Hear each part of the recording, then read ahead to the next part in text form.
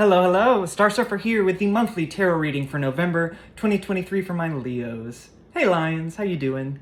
I was away for October, had to take care of some life stuff, so I missed you. I hope you had a good month. I'm so glad and grateful to be back. Thank you for joining me. A couple quick things before I jump into the reading. I'm very excited to give it. If this reading resonates with you, please take 2 seconds, like, comment, subscribe, the algorithm, whatever. Let's beat it. We can hang out some more. I love to hear your feedback. So go ahead and do that for me, please.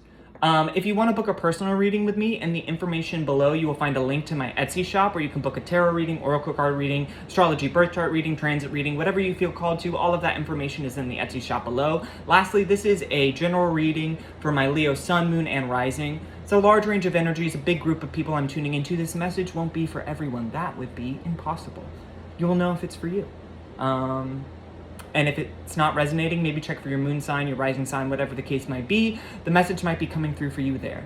All right, that's all the business. So let's jump into the reading, shall we? We are going to start with the Starseed Oracle deck because it wanted to work with you. I was tuning into your energy, meditating on it before I started recording, and I was just getting unstoppable, an unstoppable force. Open spaces, roaming free, bright, light, youthful, vibrant, creative, spontaneous, brave, just like jet set forward movement, momentum. It's just a sense of freedom and space, of possibility. It was really lovely. Golds and pinks were coming through, a little green. Yeah, I'm literally realizing I'm wearing all of those colors now too. That's so funny.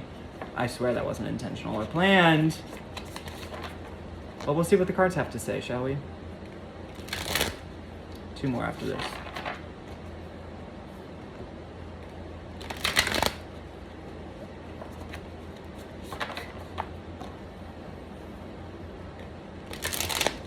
All right. Any messages or insights for my Leo sun, moon, rising? The courageous peony! How beautiful. Multifaceted, unique nature, let yourself be seen. It is that openness, it is that confidence, it is that unique quality, that je ne sais quoi that you have, that you are owning, embodying, sharing, allowing yourself to be seen. There's no more hiding. Everything is out in the open spaces. Being witnessed, being beheld, being celebrated for who you are, your unique contribution, your unique personality. Whatever you have to bring to the table is specific to you and it's needed. And you're not hiding it anymore. You don't feel shame about it. You're not apologizing for it anymore. It's owning it. It's blossoming into the fullness of you, the fullness of your offering, right? And it doesn't have to be anything more than just living authentically, living truthfully and honestly, living full-heartedly, living courageously, living bountifully, living beautifully, making your life art, a devotion to life itself. Any other messages or insights as it pertains to this spread? Loosen your grip. And underneath that it says coping mechanisms, density, addiction, let God in. I feel like we're moving out of that space. Again, I was saying you feel open, you feel free, and to appreciate and understand what freedom and openness is, you have to understand what restriction and limitation feels like. And I feel like you were coming from a place where you were restricted or you were bound or you were attached to something unhealthy for you, restrictive or limiting.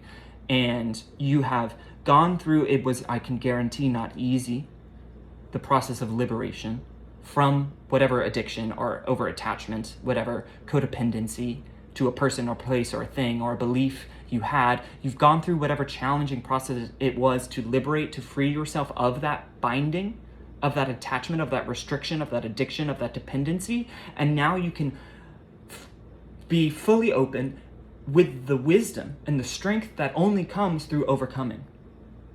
That is only granted us when we overcome something massive and challenging, when we prove to ourselves our strength, our ability, our beauty, right? In the face of adversity, in the face of challenge, in the face of opposition, we are strengthened. Our position is clarified. Our ability is honed. Our talent is honed. And we can, once freed, claim it unabashedly, strongly, with great power, strength, humility, not needing to prove, because we've seen perhaps the attachment was to ego and pride. But even if that's not specifically or explicitly what the attachment was, ego and pride was definitely a part of it, because you were not admitting to yourself the bind you had gotten yourself in. This tells me you have humbled yourself enough to be like, I cannot continue in this way. My current trajectory is not healthy. It's not good. And to admit that, to accept it, requires great humility, requires great bravery, to make a change of that immensity, of that totality, to that extreme, to correct yourself in that way. And so now that you have this humility and this strength and this power, it's a beautiful combination. It's something, I mean, you think of like a peony, it is a little flower, right? But it is brave, strong. Think of like the orchid, which is beautiful, it's singular, it's unique, it's both strong and tender, beautiful and hardy. It's all of those things together in one entity, one unit, one single offering, right? This is where you are, and it's beautiful. Any other messages or insights as it pertains to this spread? Any other messages or insights as it pertains to this spread? Working with like flowers, if there's a specific flower that is calling to you, I would say it's for a reason. Whether it's a scent, an essence, having the actual plant, tending to the actual plant, all of that could be very helpful.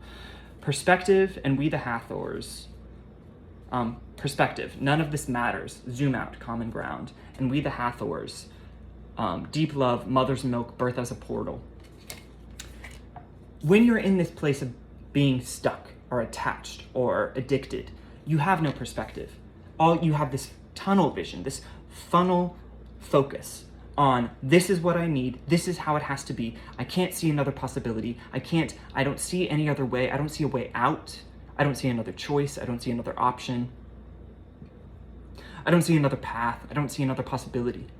But since you freed yourself and you're back, you're in this open, brave, courageous, beautiful place, you gained perspective. You opened your eyes to what was really happening. Perhaps this thing, addictions often lie so beautifully. Codependencies often convince us so powerfully that they're necessary, that they're needed, that they're helpful, that we have no other option, that they're serving a function instead of debilitating us. That is a faulty perspective. It's a lie. It's not true. And it's harmful. It's dangerous, right? It can be violent. And this is like, you have to gain the perspective, the clarity, the distance from that thing to see that thing for what it is. But when you're right up against it, and if you're addicted or attached to something, you are right up against it. It's in your face. It's right on your nose. You can't see. You don't have a perspective, so you can't get the full picture of what the thing is and what it's doing, what function it's performing in your life. But when you get distance, when you free yourself from it, you get that distance, you get that perspective, and you get that clarity. You can see exactly the thing for what it is and what it's doing, instead of the lie or the part of the picture that you get when you're right up in it, when you're in the mud, in the muck, in the mire, bound, chained, stuck in the jail cell. When you're in jail, that little cell is all you know. It's the only perspective you have. You build a life within the confines of this attachment. But it's not the world. It's not reality. It is confinement. It's your reality until you step outside of it, until you free yourself from it, until you liberate yourself from it, but it's not the reality. There's a bigger world out there. Again, there's grander horizon beyond the confines of that prison, and you see it now. And I mean, the strength and the power, this is, a portal, right? Of like the darkness of a death which letting go of an addiction or a dependency, something has to die. Your attachment to that thing, your understanding of yourself as needing that thing, of that thing being perhaps your identity. You have to mourn the death of that understanding of yourself in the world, of your relationship to that thing. You have to let it die and you have to mourn it, the darkness, right, of that perspective. But that death is a portal to a birth, a new way, a new you, a new reality, a bigger perspective, a birth, a regeneration that can only be gotten to through the portal of darkness and death, a letting go to gain. It's oxymoronic, right? It's paradoxical. You must let go of something to gain. You must give something up to get something. You must give it away to get it back. But this is where you are. This is where you've been. This is the process you're moving through.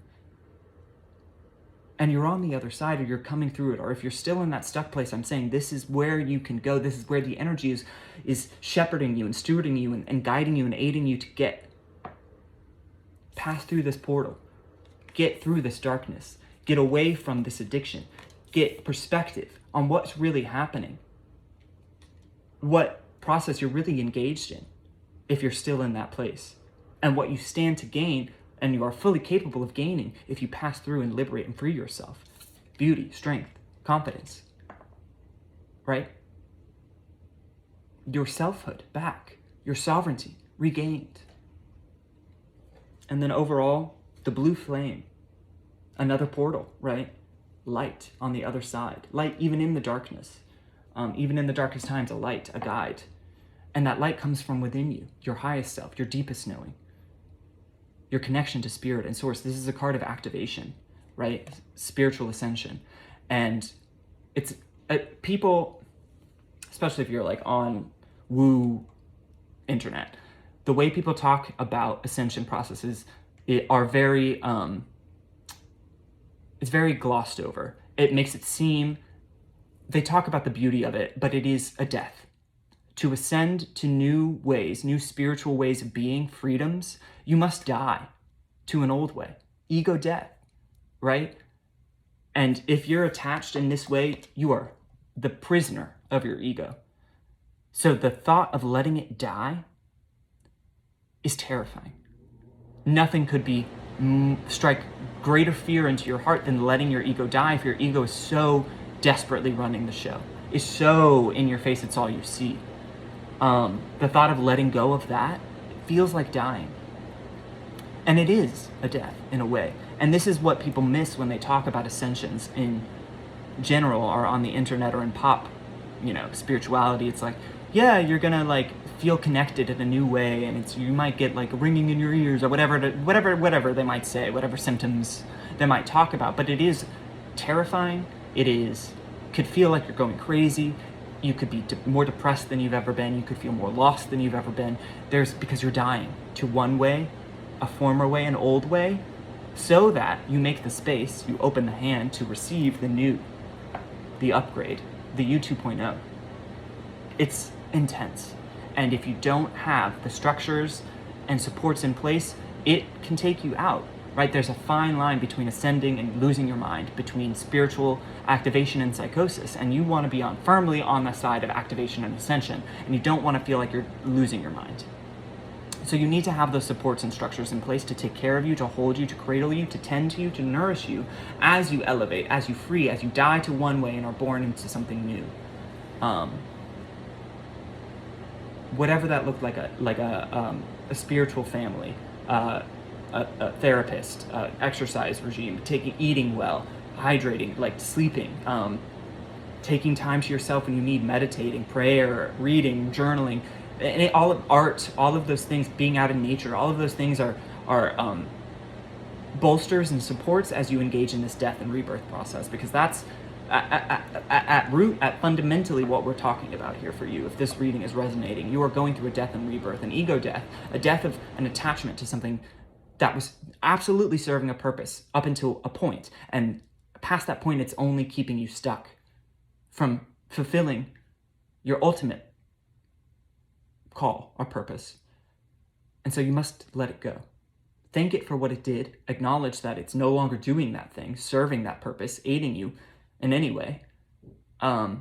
and let it die and take care of yourself in that space, that darkness, as you gain that perspective and freedom, and trust that you are passing through from the darkness into the light, into a new way, into a beautiful place. All right, let's get you some tarot on that spread. We're going to go with the classic Rider-Waite because I wanted to work with you today. The Devil under the bottom in reverse. Freedom from restriction. We'll see if it comes back out, but not surprising.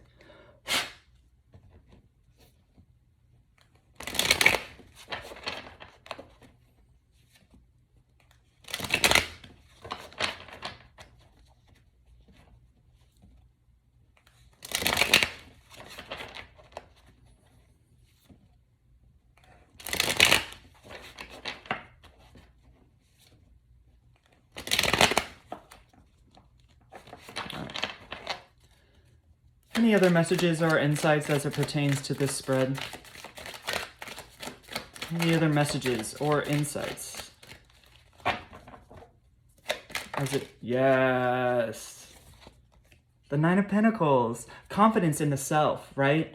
What was a prison becomes a beautiful garden, right? Because this person is still walled in many ways, but they're not imprisoned, right? They've cultivated a home within themselves, a freedom, right? A creativity, a generativity, a connection to nature and to life and to spirit and to the universe and to themselves, right? That is rewarding, that is beneficial, that is productive, that is beautiful. And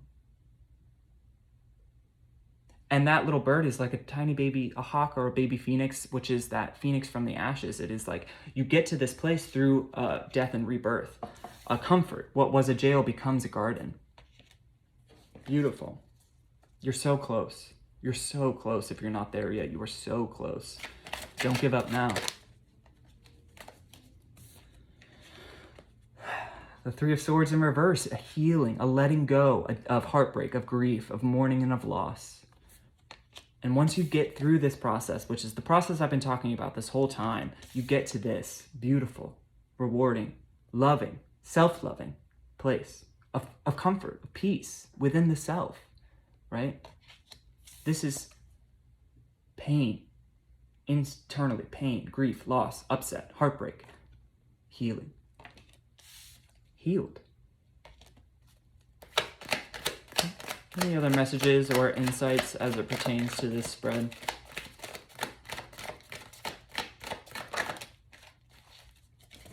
The Empress.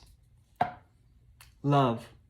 You are so connected to support, to nature, to love, to Gaia, to, Mother Earth, to all of those things. It is like tending to your heart, to your physical reality, feeling connected to nature, feeling connected to your body, feeling connected to cosmic love and support, the support of the Earth Mother. And I think, which card was it?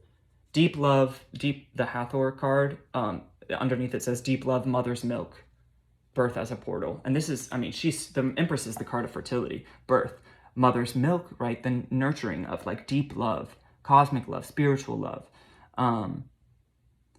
It's a stabilizing love. It's a nurturing love. It's a caretaking love. It is one that is with you always, more powerful than human love. This is spiritual love, agape, right? The love of God for man, perfect love, selfless love. Amazing. You have it now.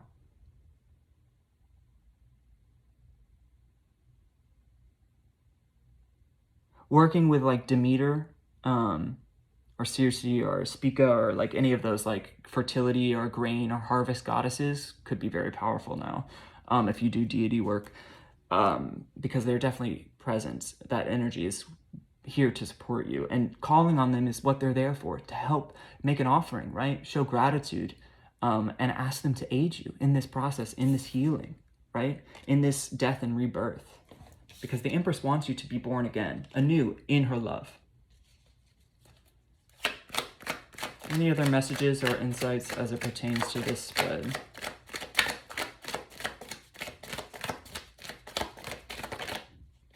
Page of Cups, baby. Messages from the heart, from the soul. connected to your emotions. Someone who's in the Three of Swords cannot connect to the heart because it's painful. But once you heal it, once you get to a place where you're feeling good in yourself, serene, content, whole, loved, you can listen to what your heart has to say, and the messages it has for you are so helpful. They're healing messages. They're creativity reinvigorated, right? Inspiration relit, refelt, re-experienced, revived, revitalized. A place of potentiality where anything can happen. Anything is possible. Any other messages? Once you do this healing, anything is possible. The sky is the limit. A fish could come out of a cup. Whoa, that was funny. They really wanted to be out here. King of Cups and Strength in reverse. And as you saw, it flew all the way over to loosen your grip and get perspective. The King of Cups and Strength in reverse, it's like we feel bound, we feel terrified of the heart space, right? Because it's wounded. We're still in grieving. We're over-attached. We don't feel strong enough to get out of it. We're fearful of the base natures and egos that are running us instead of healing the heart, connecting to our strength instead of our ego, right? And living a heart-forward life. And until you loosen your grip on this addiction or this codependency or this overdependency or this attachment, you will remain in this place. You will remain in this place. But let go of those things, and what do we have? Healing, strength instead of ego, and a home in the heart, right? A connection to love and the heart space. Able to lead from the heart, our own life, lead ourselves, a heart-forward existence, instead of a fearful or ego-driven, or like lower vibrational, just following the flow. Like we're not even in control, we're just being run.